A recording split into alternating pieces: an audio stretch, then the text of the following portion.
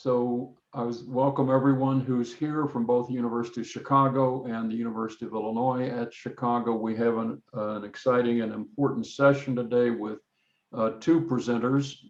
Terry Clark, who most of you know, he's been part of this conversation at UIC for this Zoom session, but also is, of course, a professor for many of you at the University of Chicago. One of the foremost sociologists in the world, actually. So we're lucky to have Terry participating today. In addition, we have Ray Lodato, and both Terry and Ray are going to be talking about one of our former colleagues in the new Chicago School, Bill Grimshaw. We'll ask Terry to start with just a brief overview of who Bill Grimshaw was, and then go to Ray Lodato, who is working on the final book that Bill had started. So Terry, we'll let you begin. Okay. The background. Yeah. Am I? Yeah. I'm not you.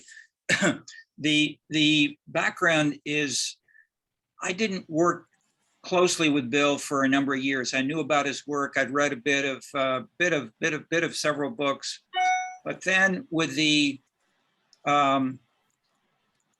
campaign leading to the election of Harold Washington, he was visibly active, and I called him up and I said, Bill, this is the most studied city in the world.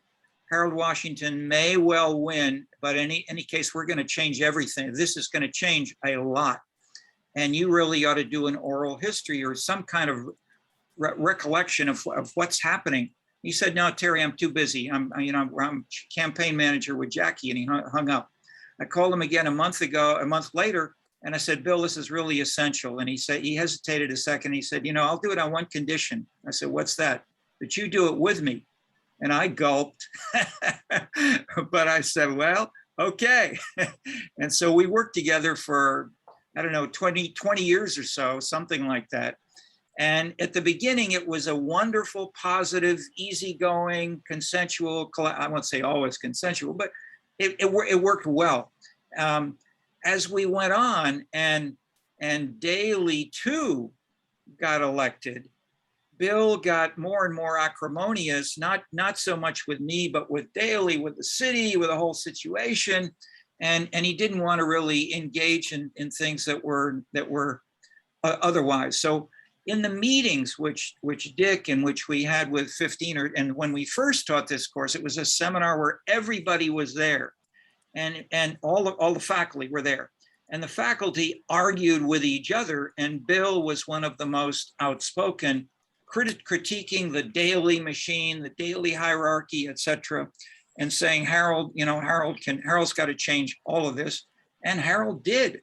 The most visible example is I won't go on there. So Bill, just two more words. He grew up what he described in a sort of working class area of Chicago. He got a PhD at Urbana, didn't he, Ray? Yeah. And then he came back. He taught a little bit at the USC. He had state positions with the governor. He was then the key leader of all the social sciences at IIT for decades, and has great stories. Students who would see him on campus, he'd come up to. He hadn't seen them for 20 years, and he said, "You're still working on this campus? What's wrong with you? You shouldn't still be here," etc. There were two fantastic sessions just after he passed at the Chicago Theological Seminary, and one downtown at a restaurant, both led by Jackie. And I have 6 hours or so of videos of all this stuff by people who worked with him, from Dorothy Tillman to Jackie, of course, et cetera, Tony Preckwinkle, and the like. Always controversial, always challenging, always pushing an argument. At the same time, the big theme was, how did Harold Washington ever win the campaign, and how did he beat the Daleys and the whole Irish machine, including Jane Byrne? And the simple answer is two Irish Catholics ran against each other, and they split the vote, and they split the vote three ways because Harold was also running. And because of that, he only had a third of the vote, but he had one more vote or two or three than the two others, and therefore he ran for mayor. And then, and after he won the primary in the Democratic Party. Okay, that's a quick overview. I would just stress, in one more sentence, since it's not on the reading list, he did a book on the schools, and the schools have become increasingly important, interwoven with mayoral politics, and I would say almost defeating Rahm Emanuel, because the union really took him on openly, and the union for the first time really joined with, and this is what the Zach Dan Silver et al. Analysis is very subtle and important to look at closely. Who's exactly voting for whom and where and why? The neighborhood groups teamed up with the school union, and that never happened before. And together, they really, I'd say, killed Rahm Emanuel. And that's continuing right now. I mean, it is hearing to for installation as the ambassador to Japan. People are still protesting against Rahm Emanuel based on these kinds of issues. So it's never ending. So shall I end there? And we'll come back. You've got another hour and a half to go at 5 o'clock. So Ray, we'll turn it to you to talk about the current book that you're working on that's part of Bill Grimshaw's legacy. Well, thank you very much, Dick. And I'm fascinated by the fact that you're going to get through Chicago corruption in 1 week. I really appreciate you including me in this. Bill was both a friend and a mentor. As Terry mentioned, he's taught at the University of Chicago. I took his class in urban politics my first quarter in graduate school, and he was his campaign work was always in behalf of progressive and reform candidates who were looking for a fair and more just and more racially inclusive Chicago. And his work focused on the topics of racial politics in the city and the Democratic machine's efforts to kind of thwart those advancements. Bill also did research on labor unions in Chicago and the Chicago public schools, as Terry mentioned. And so at the end of his life, he had combined all of these research questions together into this culminating project that his family asked me to complete after his death.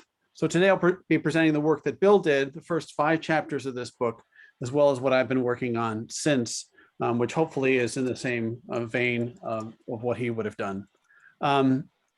Bill started this project with the question, why is the socioeconomic and political standing of working class African Americans in Chicago so precarious, despite their numerical strength and the length of their residency in the city?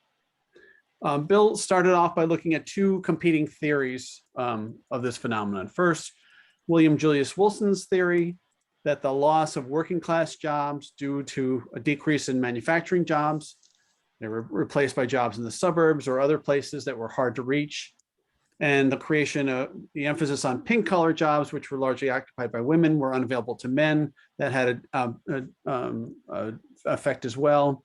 On the other side, another theory was Massey and Denton's, who looked at the impact of hypersegregation in perpetuating poverty.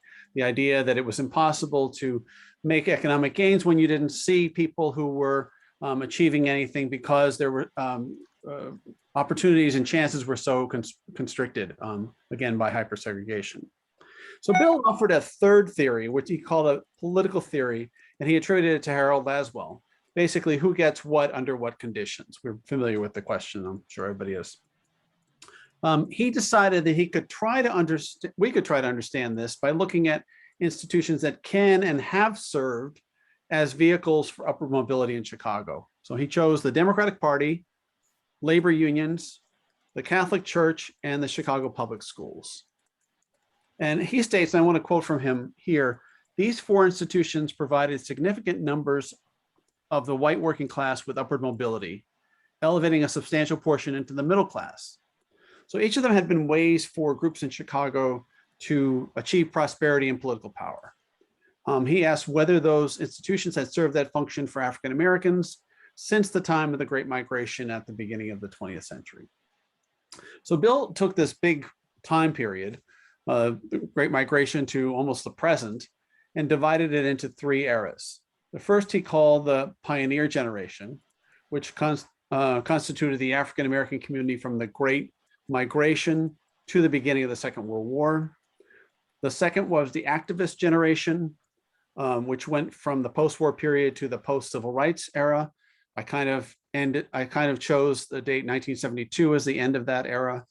And then the third era was the Alienated Generation, which went from the time of the recession in 1973 to the early 2000s. I'm still deciding when that end date is. So the path of each of the generation is defined by their relationship to these institutions and the institutional capital available to them, which has varied greatly over time. Each of the institutions had little capital during the pioneer generation, but the path from the American South during this period of apartheid was one that they traveled nonetheless. Bill says that the pioneer generation came north with high hopes. Much of what they experienced in the promised land of the North was altogether new and exhilarating to them. Unimpeded access to free schooling for both children and adults, an opportunity to actively participate and even play a key role in politics, and to work for wages well beyond what they have been able to earn in the Deep South. The legal and extra-legal obstacles to voting weren't as present in Chicago, and the new arrivals were courted by both parties in succession, the Republican Party first and then the Democratic Party. One of his central insights about this time is that African Americans in Chicago began voting Democratic for president well before they began voting Democratic for mayor. It was through the efforts of Mayor Edward Kelly, who served from 1933 to 1947, that Democrats finally began to win the Black vote in local elections on a consistent and overwhelming basis. The pioneer generation had little experience with any of these 4 institutions of upward mobility that they encountered in Chicago. They were loyal to the party of Lincoln, especially because the Democratic Party in the South was so identified with segregation and racism. They were distrustful of unions, which were largely headed by immigrant whites and were exclusionary. And they supported capital over labor by serving as strike breakers because of this suspicion of unions. Their experience with public schools in the South was limited to attending school when it rained, according to one migrant. And the Catholic Church's presence in the South was nearly non-existent. So by the end of the period, Bill finds that the pioneer generation had become a little bit disillusioned by their lack of welcome into these institutions in Chicago. Labor unions were fighting for better working conditions in Chicago, in the steel mills and the packing plants, but they largely didn't include African Americans in their efforts. The unions that did have some African American members segregated them from whites, excluded them from leadership positions in the unions, and didn't fight companies that relegated Blacks to lower paying, more dangerous job positions with little chance of advancement. Okay. So this was followed by the activist generation, which emerged after World War II during the influx of capital into these institutions as a result of the New Deal. There was some courting of African Americans by these institutions and some increased prosperity, but that upward mobility wasn't found within these institutions. Okay. Following the Second World War, a new and more politically engaged generation emerged. This is also the time when we have the ascendancy of Mayor Richard J. Daley. He, as the boss of the city's Democratic machine, he centralized the patronage jobs of over 40,000 city workers and other agencies as well. But jobs, advancement, and opportunities for leadership weren't distributed equally among Blacks and whites, despite the fact that Blacks had become the electoral backbone of the Democratic machine. In fact, had Blacks voted the same as whites in the 1963 mayoral election, Daley would have lost the mayoralty. Then I think one of the most curious things in Chicago history, and especially Chicago political history, happens. In political science and in campaigns in general, I'm sure you all know this, it's understood that parties reward their supporters and try to expand their electoral coalitions to ensure their continuing reelection. So if people get you in office, they're the ones you owe your first loyalty to. Daley engaged in an unusual form of electoral behavior after the 1963 elections, in that he actively courted the white backlash vote, which had backed his Republican opponent in 1963, and deliberately antagonized the Black voters who had provided critical support to him in that election. Daley became a white backlash candidate himself, one who undermined Martin Luther King's efforts to end housing segregation in Chicago, who called on police to shoot to kill arsonists and rioters after King's assassination, and whose political minions conducted the raid on the Black Panther headquarters in 1969 that killed its leader, Fred Hampton. So this led to a split of Black voters from solid support of machine Democrats into becoming an independent faction, challenging the party on issues of equity and fairness. We're going to cover this in greater detail in the discussion of the alienated generation, but the Democratic machine didn't, during the activist generation, provide a means of upward political mobility for African Americans during this time. The main issue focused on by local activists before King arrived in 1966 during the activist generation was the segregation of the Chicago public schools. An organization called the Chicago Freedom Movement was formed to fight for civil rights and racial justice in Chicago, as the national civil rights groups have been doing in the American South. In 1962, a teacher named Al Raby led a one-day student boycott of CPS against the practices of the Board of Education, which enshrined segregation in the city schools. When neighborhoods would go from all white to all Black, the attendance boundaries would be redrawn so that Black and white students living in close proximity didn't have to attend school together. When nearby white schools were underutilized and Black schools were overcrowded, the solution of the Board of Education was to bring in temporary trailers to hold classes in the Black schools. These were nicknamed Willis wagons after the superintendent who instigated the policy. Despite pressure from the federal government, including the threat of lost funding, the board never came up with a comprehensive plan that would provide for integrated schools on a district-wide basis. The gains of the civil rights movement were extensive, but they weren't as comprehensive as they could have been. The stalling of Dr. King's economic agenda created a division in the African American community between the middle class, which was able to achieve some economic success and access to higher education, and the working class, whose prospects were dashed in the midst of ongoing economic restructuring in the larger economy. In the alienated generation, Blacks in Chicago engaged in two parts of Hirschman's model, voice and exit, respectively. We know, I'm sure most of you are familiar with the Hirschman model, exit, voice, and loyalty.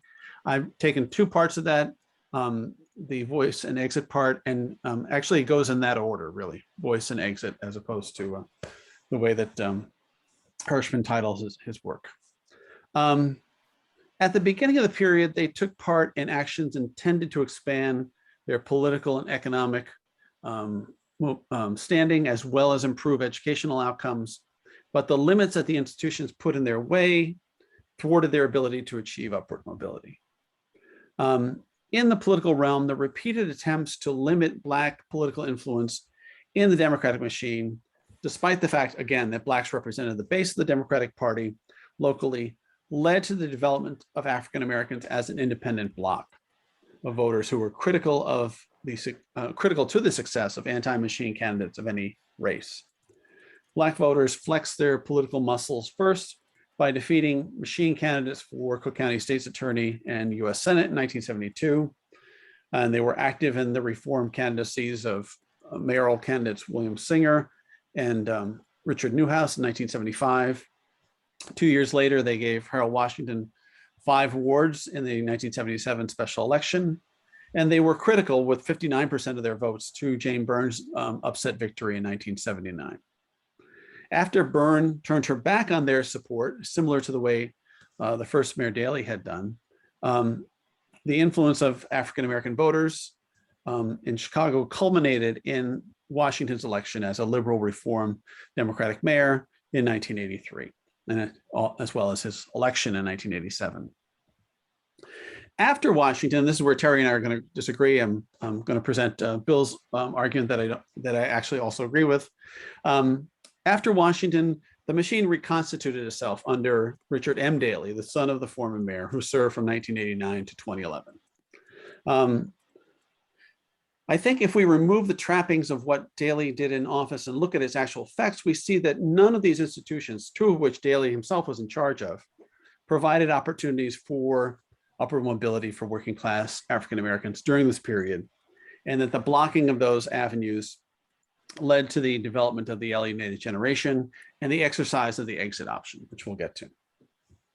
In terms of the Democratic Party, Daley kept a firm hold on power, didn't elevate African Americans to positions with any meaningful power in the party during his own tenure. Daley did appoint Blacks to positions in his administration and in the adjacent agencies like the Park District and the city colleges and the Board of Education. But his terms in office did little to empower African Americans to achieve leadership in the party. The election of Carol Moseley Braun and Barack Obama to the US Senate in 1992 and 2004, respectively, were examples not really of Black politicians rising to positions of influence in the Democratic Party in Chicago, but were part of the machine's longstanding practice of supporting the federal candidacies of potential challengers so that they couldn't compete for power locally, especially for the mayor's office. So supporting people for the Senate was a way to keep them from running for mayor, considered to be the more important office. No Black politician had anything approaching a measure of influence in the party, independent of the mayor's imprimatur.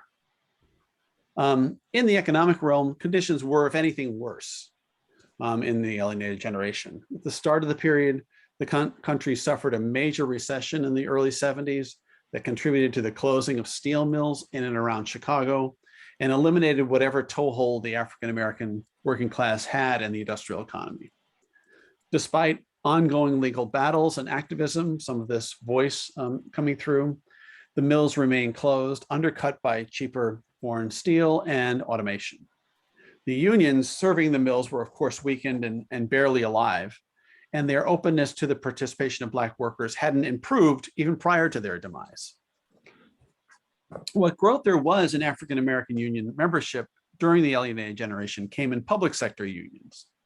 With the movement of working class jobs to the suburbs, other states, and overseas, African Americans looked for employment in the public sector, which paid less but was often more stable. Daley's development strategy also did little to improve economic outcomes for African Americans. The city focused its attention on attracting jobs in finance and high tech, two segments where few African Americans had found full-time employment. In housing policy, the city engaged in a process called fast-track demolition, where it used the broken windows theory of policing to claim that demolishing recoverable, affordable housing in low-income communities was essential to reducing crime. The strategy, which wasn't accompanied by efforts to create affordable housing, had the benefit of providing for-profit developers with large tracts of land to gentrify low-income neighborhoods. As we've heard this week, the city also pushed a very aggressive strategy of collecting water bills for amounts that were far beyond the ability of low-income residents to pay. There was little to no consideration given that the strategy primarily affected people of color and their ability to stay in their residences and in the city itself over the long term. One of the most intractable issues in Chicago during the alienated generation, again from the early 70s to the early 2000s, was the condition of the Chicago public schools. The period began with this ongoing effort, as I mentioned, to develop a plan to meaningfully desegregate Chicago schools. This was complicated not only by the fact that the issue was incredibly emotional, but also by the fact that white students were, by this point and continuing forward, a nearly negligible percentage of the CPS system. Whites had moved to the suburbs or gone to private schools in large numbers. So the turmoil also contributed to a virtual revolving door of CPS superintendents, undermining the effort to achieve long-term continuity and stability in improving educational outcomes. There were 17 superintendents in this period from 73 to 2016. In 1987, the US Secretary of Education called Chicago's schools the worst in the nation. A 2011 study by the University of Chicago of school reform efforts in the previous 20 years found flat or incremental increases in math and reading scores on standardized tests, a widening of the achievement gap among the principal racial and ethnic groups, and that most students who graduated were not prepared for college. To top it all off, the study found that the standards the district was using to measure progress and hold them accountable weren't reliable. A subsequent study in 2014 by the University of Minnesota found that the city's efforts to bring charter schools into the mix was also a failure. The charter schools were worse in producing results on math and reading measures than traditional CPS schools, and were much less likely to be racially and ethnically diverse. Meanwhile, the city invested heavily in college prep and selective enrollment high schools, which were populated nearly entirely by white residents. The strategy was intended to retain white middle and upper class families in the city. As for the Catholic Church, it reduced its footprint in the African-American community during this period. It kept parishes and schools open for an extended period of time after the enrollments had gone down, after the neighborhoods became almost entirely African-American, but declining enrollments led them to go through several rounds of school and parish closings, and exacerbated, of course, by the 2002 and ongoing sexual abuse scandal, which has cost the church, by recent estimates, $80 million in settlements in Chicago alone. Daley's reign as mayor didn't provide avenues for upward mobility for working class African Americans. There weren't initiatives to break down the hyper segregation of the city's housing stock or to integrate the city's public schools. So faced with obstacles in each of these sectors to achieving upward mobility, African Americans have exercised Hirschman's exit option, especially since the Great Recession of 2008. Hundreds of thousands of Black Chicagoans have left the city for good, the ultimate manifestation of this quality of alienation that Bill pointed out in urban politics. Once a robust 1.2 million people in Chicago, the African-American population is projected to be about 650,000 by the year 2030, which is less than 10 years away. This translates into a reduction in the number of city council wards, state legislative seats, and congressional districts. Even the election of Lori Lightfoot in 2019, the third African-American mayor of the city, didn't contribute to an improvement in the economic standing of Black people in Chicago, although any efforts she may have undertaken were hampered by the pandemic of 2020 to the present. So we have to consider that as well. So we see even in each of these periods, there are obstacles in the way of African-Americans achieving upward mobility or stature or leadership in these institutions, institutions that are varied and have provided just exactly that, upward mobility and leadership for whites in this period as well. So that's the majority of what I wanted to present today, and I'm be happy to hear any questions. Thank you, Ray. Any questions for clarification, and then we'll go to Terry. And I wanted to just add a little bit about Bitter Fruit, which the UIC class has read.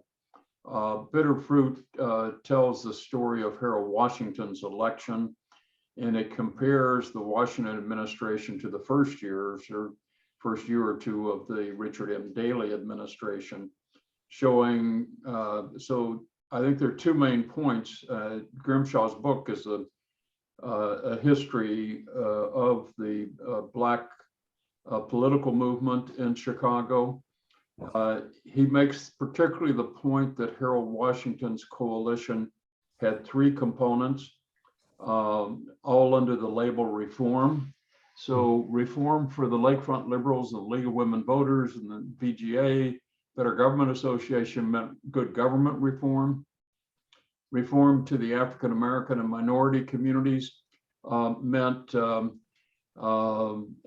to use Jesse Jackson's sort of less felicitous phrase, it's our turn now. That is, that they've been locked out of City Hall and now they had a right to parity, at least at City Hall.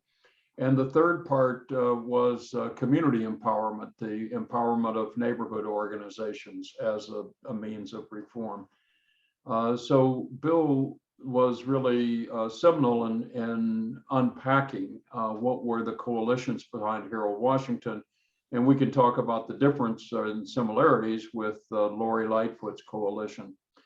The other point that Bill makes forcefully is the makeup of the cabinet and the government under Harold Washington versus Richard M. Daley, and essentially tries to show that the number of African Americans in key positions in the city went down during Richard M. Daley period, but as the Harold Washington people would say, the floor was permanently raised. It's much higher than it was under, say, Richard J. Daley.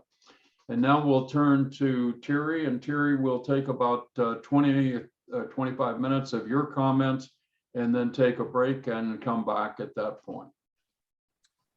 Okay, thank you much. Am I permitted to have a screen share and show a couple of things in background while I talk? I will make you a co-host in just 1 second.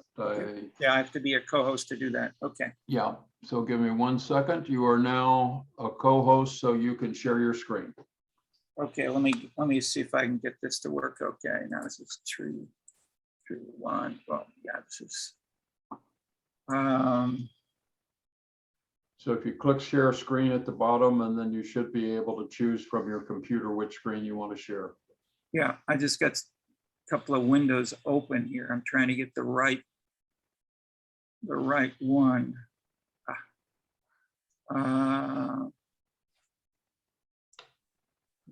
Try this and see if this works. Yeah, the desktop one. I don't think I want that. I want. Oh yeah, no. Oh, here we go. Okay. There you go. Okay, and that's good. See, I can't see it, but I think that's got. Let me drag it up.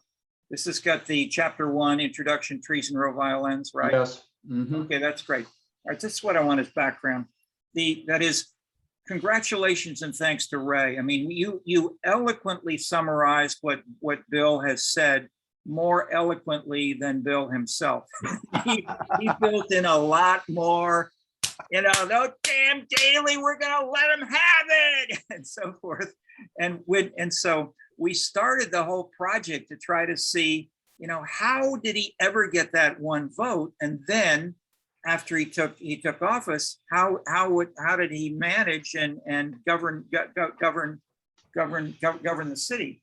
I had just finished a book called City Money, and after I think it's the first few months of Washington's administration, the front page of the Tribune had something on cities' bond rating downgraded, and then at the bottom of the page it had USC professor publishes book on city money.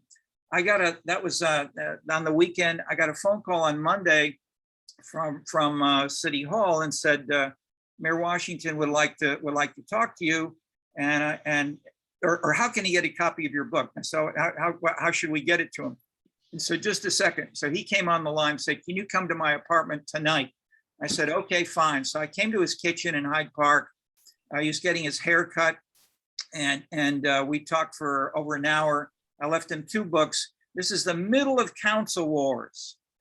He read 2 books within a month and told his chief of staff and finance people and press people to work with me, and I did with couple of people on leave from UIC, and then I trained for that. Well, then he created a marathon, Harold did, and chief of staff, whose name I'm blocking on for a minute, said, you know, Terry, let's go in Harold's first Chicago marathon.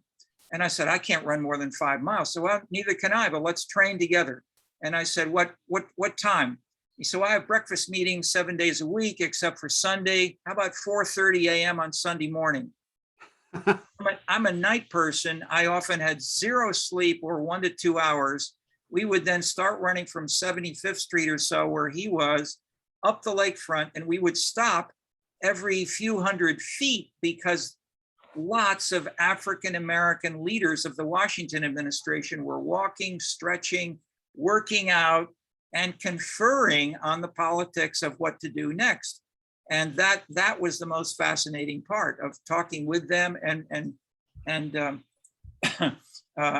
about the politics behind this. Okay, so this then led to the specifics of who do we, so Bill and I were then, well, so basically I became more engaged. I'd spend a couple of nights a week in City Hall, up to midnight, typing, working with a handful of people. The department heads and the people in the mayor's office were still there until midnight. I was there with them, and then we'd really talk. Okay. Jackie and Bill were highly diverse in their styles and in the people they engaged in the campaign and then later on afterward, ranging from Slim Coleman, who was a classic rabble-rouser orator, and others who were, and Jackie, who went to college at Marquette and who knew the Irish Catholic style. So she worked in more of a daily traditional machine mode, whereas Bill brought in everybody, but they were all there together. And Harold won and then governed with a wildly set of different kinds of people. Before Harold and after Harold, African Americans never had a coalition together in the city council. I would stress that more than Ray or Bill may have done. Harold brought them together. As soon as Harold died, it collapsed. So Harold had a charisma, a brilliance of doing these things.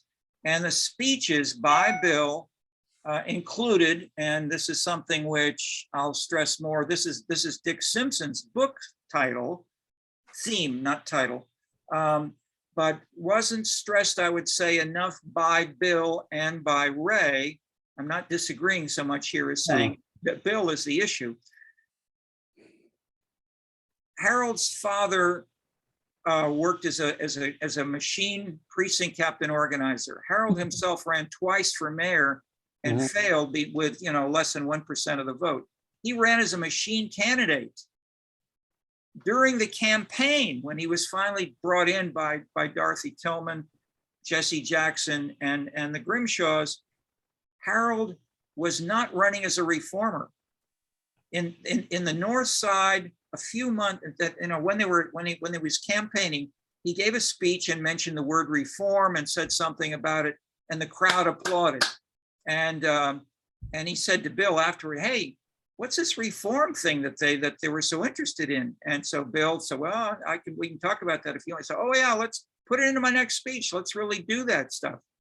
He didn't invent reform. He was dragged in by citizens, is my point.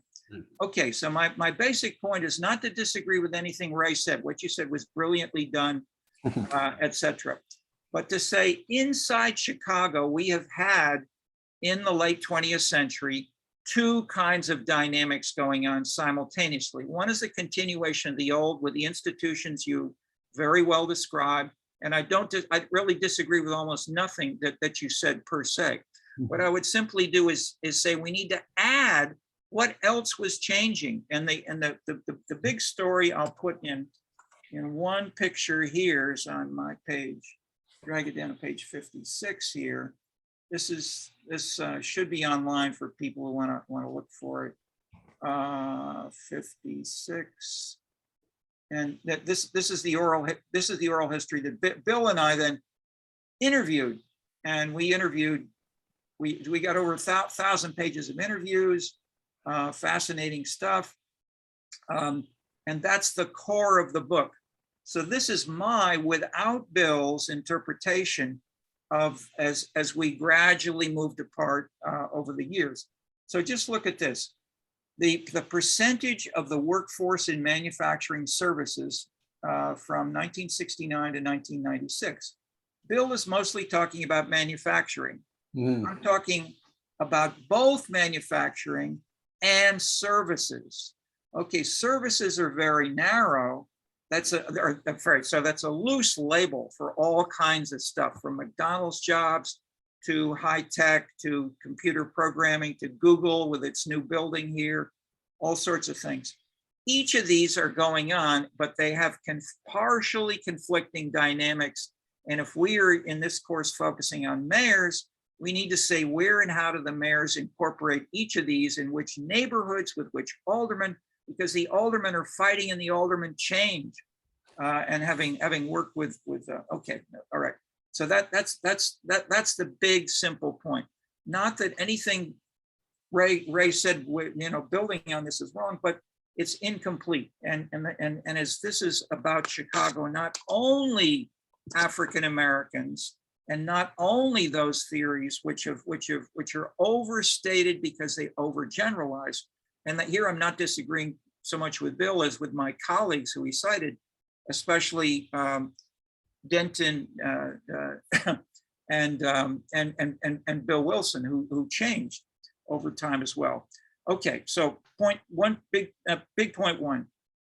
Where and how to have these then dynamics changed in mayoral policies? Here I'll go up to page 4, and we see in summary form the early. I'm focusing on the earlier periods because okay, so from Daley 1, Bolandic, Jane Byrne, Harold Washington, Sawyer, Daley 2.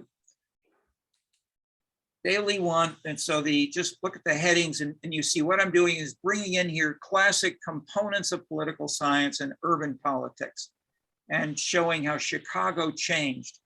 What I'll now add for you in conjunction, so what I'm saying is to understand Chicago, we shouldn't just talk about Chicago descriptively. We should bring in these big categories such as Ray illustrated with exit, voice, and loyalty. That's not just Chicago, that's a bigger theory. That's what I'm doing here as well. And then see where and how does Chicago differ from New York or Paris or Beijing, because these we can use, and we've got data now for zip codes in these different kinds of places. And so what I've been doing and what I did before I worked with Bill was work on these kinds of issues across the US and internationally. So Bill really brought me into looking at this in more detail in Chicago.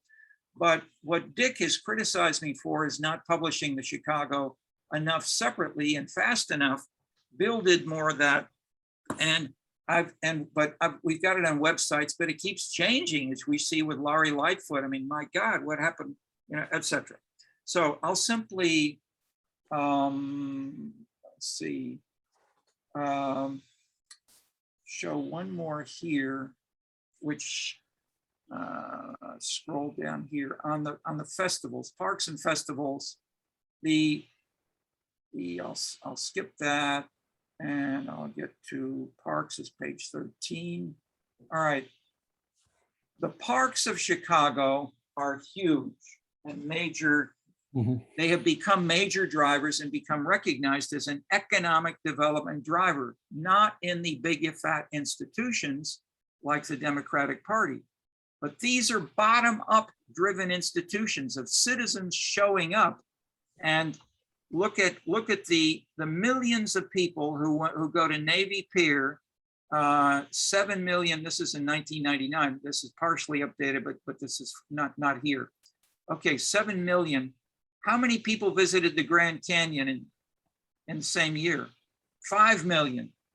The Navy Pier attracts more visitors than the Grand Canyon. The lakefront is a major, major driver of economic development, bringing people to come and live here and stay here.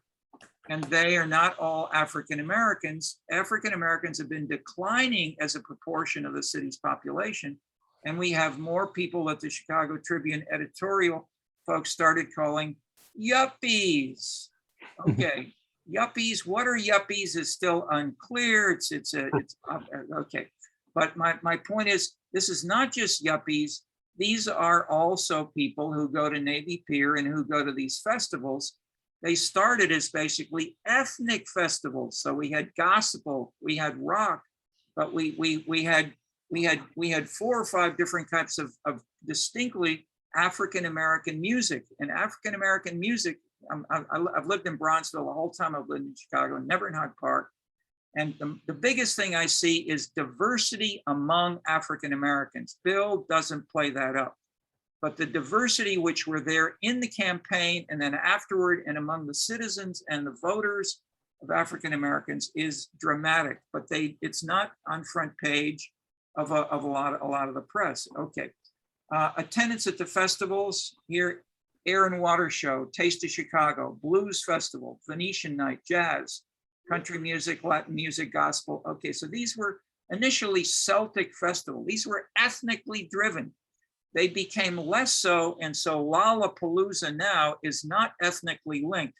And we have themes which bring people from across the US to these festivals. And look at the numbers below. There are more people who come to these music festivals than come to the sports games. The old style of Chicago city that broad shoulders Chicago, this is getting smaller compared to the consumption kinds of activities. We have students who've done MAs on stuff like where do the divvy bikes get rented and where do they drive from and to? So we get people coming from African-American neighborhoods and going to very heavily a blues festival, but not to some of the house festivals, which more attract whites as well. And Laurie Lightfoot's election includes a lot of whites who were more bohemian, gay and lesbian tolerant folks, and who got mobilized on those grounds, not on Black power. Okay, mass conventions. Okay, so how does this then work citywide?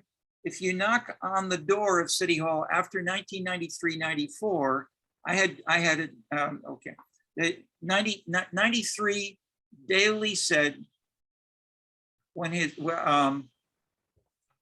staff who came to my class, I asked them, how much does the mayor support your activities on global impact and entertainment and tourism? They said, oh yes, he supports us. The next year I asked the same question and they said, we make 5 suggestions and he does 10 things.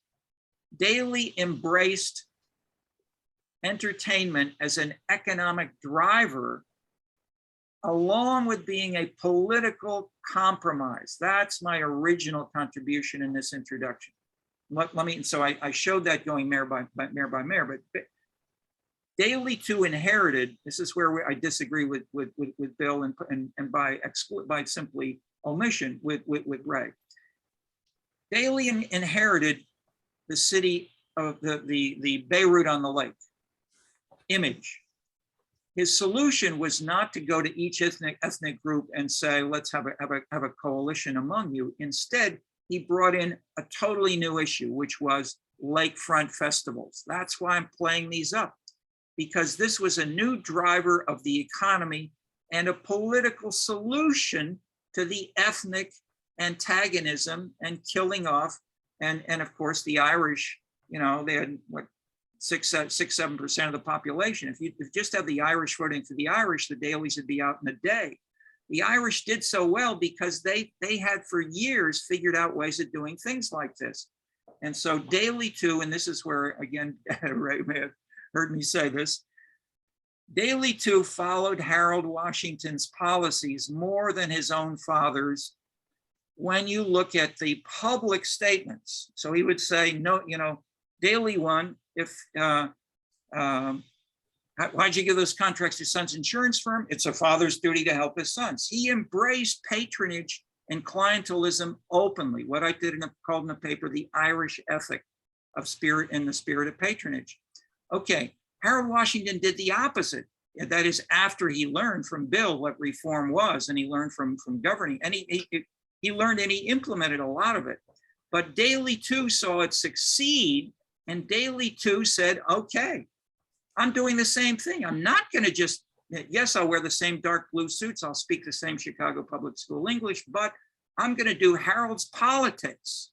And publicly he did, at the same time that under the table, he had the Hispanic Democratic Organization, and he was doing clientelism and allocating certain kinds of jobs in an old patronage way. So he did both of these, just as the Chicago economy was doing both of these.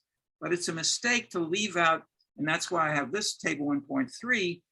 This was the #1 convention center in the U.S. in 1 year. It's later on. It's been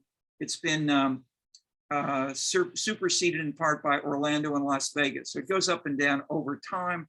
But basically, Chicago is a major convention center, far more than New York. New York ranked 13th in this earlier year. Okay, so let me close my screen share, and I'll just hold up briefly and say what we've done to pursue this interpretation is look not all is in my arguments with my colleagues, my dear colleagues here. I say most of you guys don't have any evidence for what you're talking about, any serious evidence. Dick Simpson has his solid evidence in his history of the whole 19th and 20th centuries on contributions and voting in the city council. He doesn't have data on the preferences of the citizens and how they changed and what they wanted. And so in this class, which Dick is now led in bringing in, and I'm applauding because this class that you folks now are getting, you're getting readings on each of these things. So you see the scenescape stuff. This was not written just about Chicago, but Chicago inspired it. So my point is, I work simultaneously in these years, 15, 20 years, both on Chicago, where I would see these things happening in person. And then I would work, and this is where Dick said you shouldn't be doing this. I published a bunch of books on other things which were more general and important. So the rise of the third sector of civic groups. Chicago was the opposite of Robert Putnam's best-selling book, Bowling Alone. Putnam follows Tocqueville. And you see this in the bibliography. Steve is shaking his head. Steve's bibliography on American urban history is all about Tocqueville, civic association, and not in Chicago. And so if you go to Beijing and you go to Seoul, you go to Tokyo, and you say, how about Tocqueville, or how about Bohemia, or how about Richard Florida? This people say, what's that? What's Bohemia and who's Tocqueville? But if you do it in the right way, and so we spent 7 years meeting with the Asians, and this book is the result. Can Tocqueville karaoke? And the answer is, and the answer is the same held in Chicago. If we come back to Chicago, the gangs are using music. The gangs are fighting each other over YouTube right now, more than they're shooting each other. Yes, there are people shooting each other, but they're shooting each other in part because of insults they've hit each other with in songs and rap songs on YouTube. We have another book on Chicago, Tokyo, and Seoul, with lots of maps of specific neighborhoods in Chicago, which try to get it at some of the kinds of things which I'm talking about by individual neighborhood, because there are huge differences across neighborhoods, and anything we say is true in some neighborhoods, but it's not true in others. So looking at the neighborhood level, the block level is the key, and that's what I'm encouraging all of you in this course now to do, to build on these disagreements that you can see from the past. But you're smart, you're young, it's been the new younger PhDs that have really changed this whole field, and I'm delighted that this course now, the third time we're giving it, is, I would say, is much more intellectually broad and informed of these debates. So we acknowledge and build on the Irish tradition and everything that Bill talked about with Ray updating. At the same time, we've got lots of new things going on, and depending on where you're engaged, which neighborhood, which issues. I mean, if you're working on global attraction of visitors to the Art Institute, and are there African Americans who work there? Yes, that is, the point is not just in the festivals. Let me add one more quick thing, which is highly political. Where do my neighbors all go Friday night and Saturday night from Bronxville? They don't stay in Bronxville. They go to the north side. And who do they fight with? The police. And are they deliberately provoking the police? Yes, and bragging about it. Their motorcycles, many of the Saturday nights of these days on Lakeshore Drive over 100 miles an hour, the police don't stop them. And they're riding also on the bike path, hitting bikes, hitting pedestrians. And and etc. So I'm simply saying these are hot issues right now, and they involve many different aspects of lifestyle and politics and jobs in ways that the old institutions, including the police and the unions, don't work the way they used to. One more quick reference, not to my work at all. Liz Cohen, Cohen, Harvard historian, fantastic book, which is not at all, where she directly counters Bill and Ray's interpretation, not only after the 60s, but also in the 1920s and 1930s. So she makes the point that for African Americans specifically, the Walgreens, the big national franchises, Walgreens and Sears, Marshall Field, were headquartered in Chicago, and Walgreens and Sears, especially Walgreens, deliberately said, we are not going to work with those traditional clientelist grocery stores and shops and other politically related institutions in the white ethnic neighborhoods. We're going to create Walgreens. So instead we will hire African Americans predominantly to buy and sell, to work in our shops and to sell at a fixed price, not based on whether or not they know the person. And they destroyed those old ethnic shops in the 1920s and 1930s. She has data on all of this, and this is what I would talk about with Bill. And I would say, Bill, look at that even in the earlier years. And so I would say for Ray, at least bring that in and see how you might. That is, I'm saying you don't have to change anything you said, which orally here was perfect, but you could just add some more. Okay. And that would be consistent with a broader vision that Bill was maybe developing. Who knows? Thank you, Bill. Thank you, Ray. Thanks, Dick and Betty for all of this. So we'll take our usual 10-minute break that'll allow us to stop the recording and start over again, which makes it easier to get these onto YouTube. And we'll pick up in 10 minutes. So see you back here in 10 minutes, everyone.